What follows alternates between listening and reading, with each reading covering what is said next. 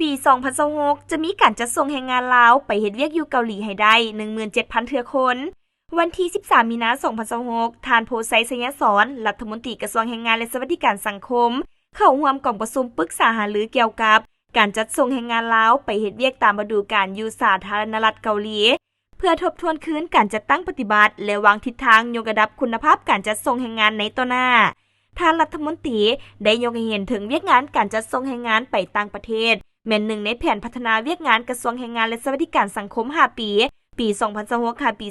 2030 เพื่อสร้างรายรับและพัฒนานิสัยการเฮ็ดเวียกแบบอุตสาหกรรมให้แก่คนลาว นับแต่ปี 2022 หาปัจจุบัน สามารถจัดส่งแรงงานลาวไปสาธารณรัฐเกาหลีแบบฤดูกาลได้แล้วทั้งหมด 19,205 เทื่อคนเฉพาะปี 2026 คาดหมายจะส่งให้ได้หลายกว่า 17,000 เทื่อคนถึงว่าจะมีตัวเลขการจัดส่งที่สูงขึ้น แต่ทานรัฐมนตรีก็ยังเน้นหนักถึงปัญหาที่ต้องหิมห้อนแก้ไข เพื่อบ่ให้ส่งผลกระทบต่อความต้องการแรงงานภายในประเทศ และเพื่อปกป้องสิทธิผลประโยชน์ของผู้ออกแรงงานเอง บรรดาทิศทางสำคัญที่กองประชุมได้ยกขึ้นมาหารือมีคือเน้นการฝึกอบรมภาษา วัฒนธรรม และทักษะฝีมือก่อนการจัดส่งรับประกันให้แรงงานลาวได้รับการปกป้องตามกฎหมายของสองประเทศอย่างเป็นธรรมลดผ่อนขั้นตอนที่ยุ่งยากระหว่างศูนย์กลาง ท้องถิ่น และวิสาหกิจจัดส่งเพื่อความว่องไว